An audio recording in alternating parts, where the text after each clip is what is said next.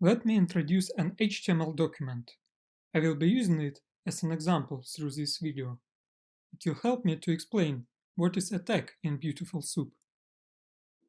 Let's create a variable named HTML_doc to store this document as a string. To parse a document, pass it into the BeautifulSoup constructor.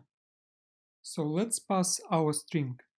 BeautifulSoup transforms a complex HTML document into a complex tree of Python objects.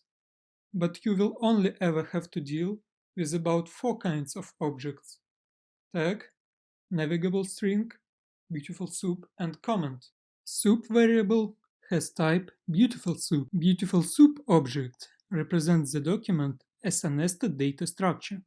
Here is a simple way to navigate the data structure.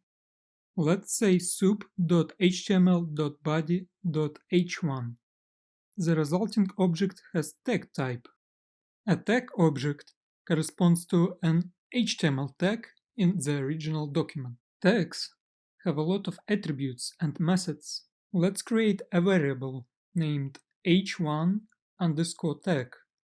to store our tag object. Every tag has a name, accessible as .name. A tag may have any number of attributes.